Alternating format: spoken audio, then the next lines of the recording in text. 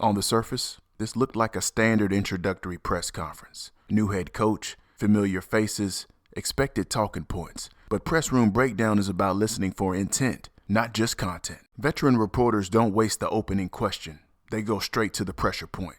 And in Cleveland right now, that pressure point is Shedeur Sanders. Veteran Browns beat reporter Kay Cabot opens with a two-part question. That's a familiar pattern if you've watched her in press conferences. The first part demands a clear designation. The second part applies pressure if that designation isn't given.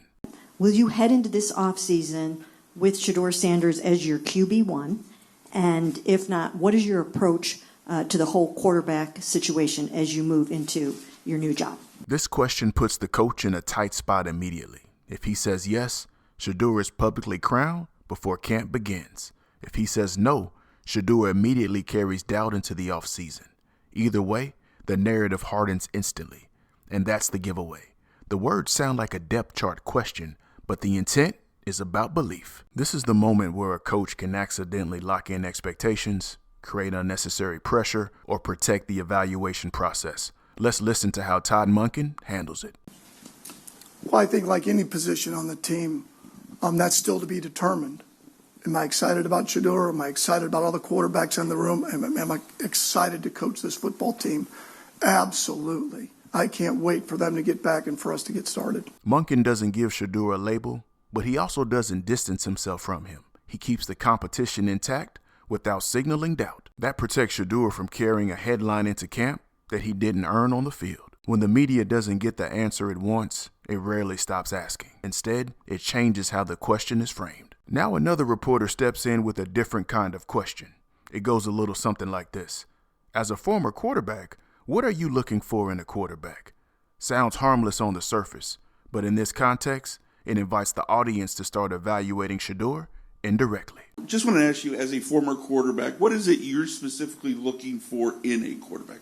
What is that trait? What are the traits that you feel like are critical for a successful quarterback, regardless of level? If Monken lists specific physical traits, the audience immediately starts measuring Shedeur against them. If he avoids the question, it can sound evasive. Either path invites evaluation before the process even begins, because this isn't really about traits. It's about whether he sees Shedeur as a quarterback the organization can build around. This is where word choice matters, not just what's said, but what's emphasized. Let's listen to how Monken approaches it. Well, I'm just going to start with personality traits.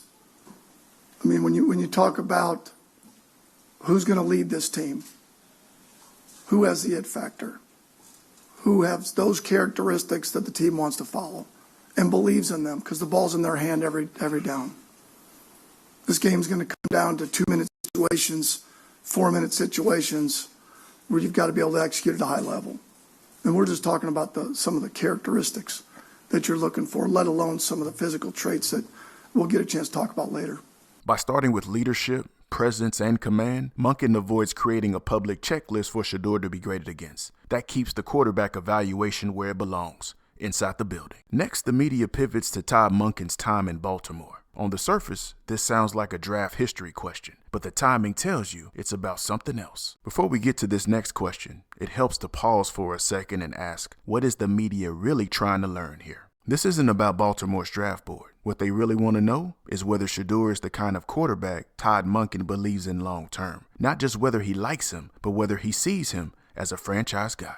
It's common knowledge now that Baltimore wanted to draft Shedeur. How much did you contribute to that decision at the time with Baltimore? Did you do any personal scouting of him, and what were your thoughts back then? If Monken says yes, Shedeur becomes his personal project. If he says no, Shedeur becomes someone he inherited. Either answer invites a storyline before the season even starts. This is another moment where what's not said matters just as much as what is. Let's listen carefully to how he handles it. I think it'd be unfair for me to comment on another organization's process. I think that would just be unfair for me to go in depth of where we were at in the draft. Obviously, we had an affection, like a lot of teams, of Shedeur's skill set and what we thought he could become. But I really wouldn't want to go in depth of another team's process.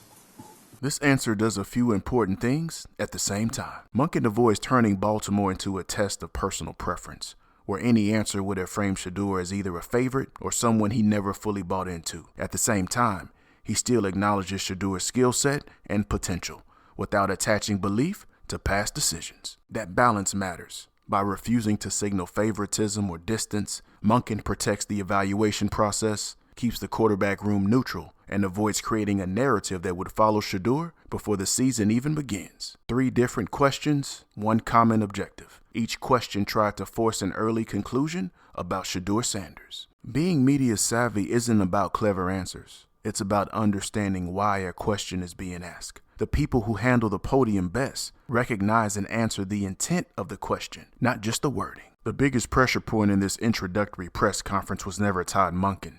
It was Shedeur Sanders. The Cleveland media wasn't really trying to ask who the starter is in February. They were trying to find out how convinced this new head coach is about the quarterback at the center of everything that comes next. And that's why the QB1 question was a setup. It wasn't about a depth chart. It was about belief, expectations, and whether a narrative could be locked in before the evaluation ever began. This is Press Room Breakdown, where we slow the room down and study how the message gets made.